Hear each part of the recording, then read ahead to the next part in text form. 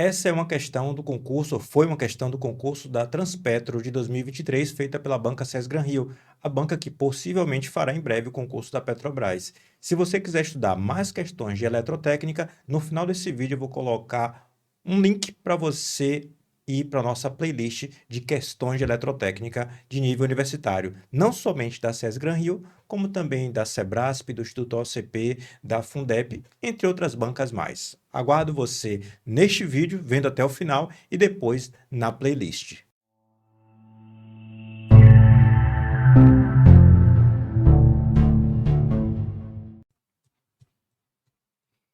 Os dispositivos de proteção contra surtos devem ser instalados corretamente para a garantia da funcionalidade do dispositivo e da proteção da instalação e de seus usuários. Ok. Água. Suponha que a linha elétrica de energia que chega à edificação não inclua neutro. Vou desenhar logo aqui, ó, desenhar de outra cor, vou desenhar de vermelho. Aqui, ó. Vou botar em Y. E aqui, ó, neutro tem? Não tem. Então, está sendo alimentado com 3 fases. Ok. Suponho que a linha elétrica de energia que chega à edificação não inclua neutro. Beleza. Quando instalado junto ao ponto de entrada da linha, ponto de entrada da edificação ou no quadro de distribuição principal, os DPS. O que é DPS? Dispositivo de proteção contra surto. Qual é a função dele?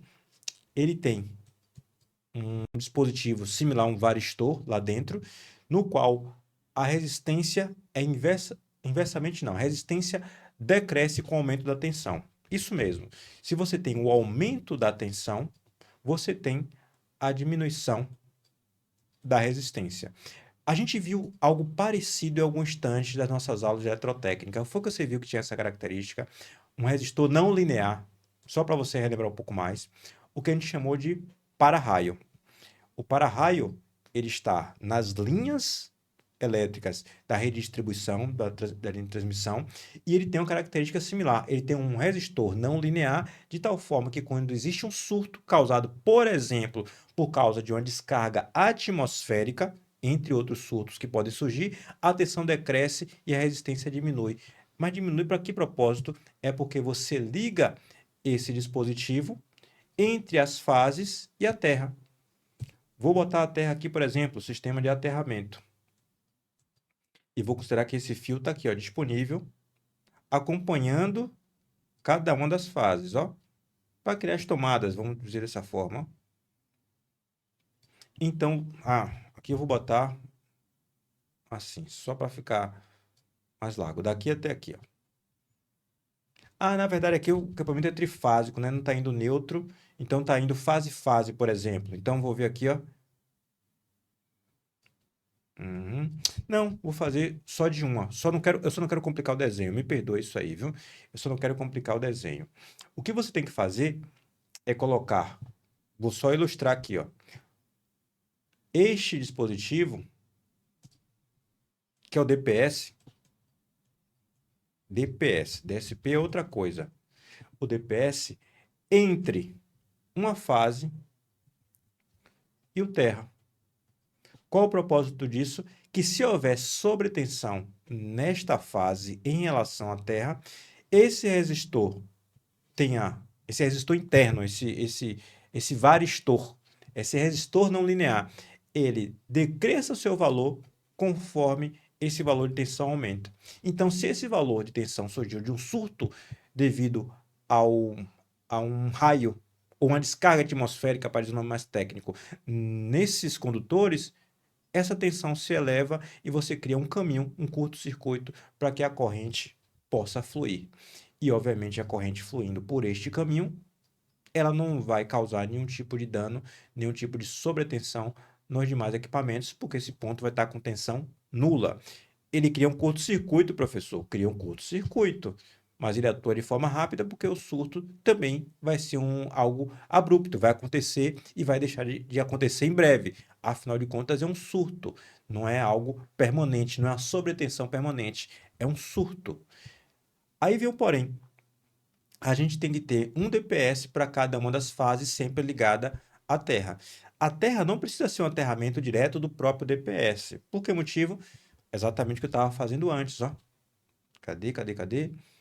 Eu estava pegando esse condutor, que é o condutor de aterramento, e estava dizendo, vamos pegar esse condutor de aterramento e vamos ligar. Pronto. Então, na sua tomada, por exemplo, pode ter um DPS. O que é que tem lá? Fase, neutro, por exemplo. Aqui não tem neutro, mas pode ter fase, né? Fase e o terra. Então, entre cada uma das fases, você passa a ter um DPS. Aí, esse DPS, identificando uma sobretensão, ele faz a condução, ele faz um curto-circuito, fazendo com que a tensão que está elevada fique no valor da Terra. Aí vem um porém. Este DPS está aqui, mas ele não é o para-raio. Deixa o para-raio como nome descritivo desse resistor não linear para o sistema de distribuição. DPS é um dispositivo que está próximo à entrada da instalação ou dentro da instalação. Ele pode estar, como diz aqui, ó, no ponto de entrada da linha da edificação, no quadro de distribuição ou pode estar na tomada no qual você liga o equipamento. Então, deixe o nome para-raio específico para o dispositivo relacionado à linha de distribuição. E o nome DPS para esse resistor não linear que está próximo à instalação, no quadro da instalação, no quadro de distribuição da instalação ou nas tomadas no qual você usa os equipamentos. Separe os nomes da sua cabeça. Lembrando que para-raio pode ter dois significados, né? Pode ser o para-raio no sentido de captor da descarga atmosférica e pode ser o para-raio que eu descrevi, que é o resistor não linear. Lembre-se disso, porque você pode ser cobrado sobre isso também. Então, vamos lá. Quando instalado junto ao ponto de entrada da linha da edificação ou no quadro de distribuição principal, os DPS se conectam em série, um a cada circuito. Olha, dá para ver que eles não estão em série, né? Se eu tiver de botar outro, eu boto outro daqui até o terra, daqui até o terra. Isso não é série. Isso não é série sob nenhuma hipótese. Então, eles não estão conectados em série. Um em cada circuito, a jusante do ponto de entrega da instalação, substituindo o uso dos disjuntores na proteção contra curto-circuito. Então, ele não substitui o disjuntor na proteção contra curto-circuito. Inclusive, ele é um causador de curto-circuito, não é um problema. Ele está lá para tirar o surto, mas ele não substitui o disjuntor. O disjuntor continua existindo para a proteção contra curto-circuito. São duas coisas diferentes. Então, isso aqui está errado, né? Isso aqui também está errado. Não podem, inclusive, porque o DPS não é a proteção contra curto. É contra surto que vai surgir por sobretensões de valores elevados e abruptos. Da mesma forma que é abrupto no sentido de surgir, abrupto no sentido de deixar de existir. É exatamente a definição de surto, né? Tem um tempo bem curto no qual a sobretensão ocorre. Não podem ser conectados ao barramento de equipotencialização principal da edificação, sendo cada DPS instalado em paralelo aos terminais de cada disjuntor do circuito de instalação. Olha, você tem barramento de equipotencialização. A gente teve uma aula sobre esses barramentos de equipotencialização, né? O BEP e os BEL, né? A gente teve os dois, que é o barramento de equipotencialização principal, que é o BEP, e o barramento de equipotencialização local, se eu não me engano, que é o BEL. Acho que são esses os nomes. Faz tempo que eu dei essa aula já. Não me lembro nem em que tópico ele está, mas a gente teve aula disso também.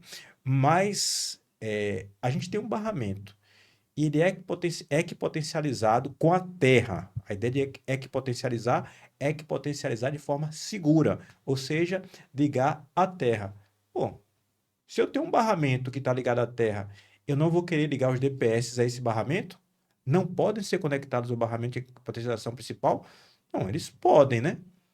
Aliás, você faz o barramento para isso, para poder você ter ali uma referência da Terra para que você possa usar para diversos fins relacionados à segurança. Então, ele pode sim ser utilizado dessa forma.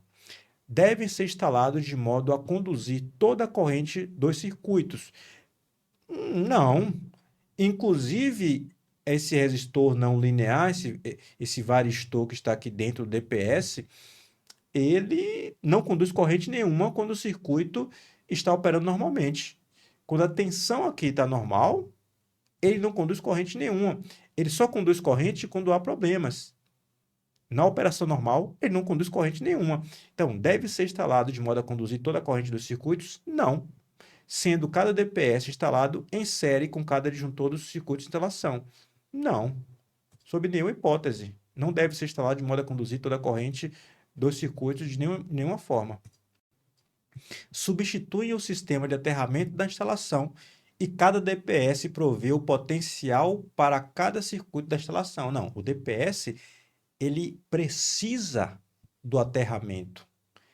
Ele não cria um aterramento, ele usa o aterramento que você já tem. Inclusive, eu discuti aqui que se o aterramento está todo ligado através de um barramento de equipotencialização, no qual você tem acesso à terra, você vai usar o DPS conectado a esse barramento de equipotencialização.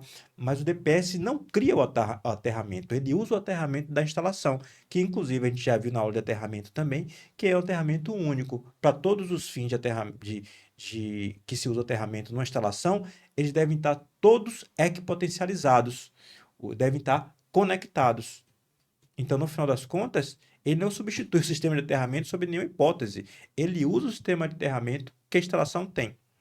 Se conectam cada um de um lado a um condutor de fase e do outro ao barramento de equipotencialização principal da edificação ou a barra dos condutores de proteção do quadro, barra PE de proteção e barra de proteção é barra relacionada, ou melhor, o PE, o condutor de proteção, é o condutor de aterramento.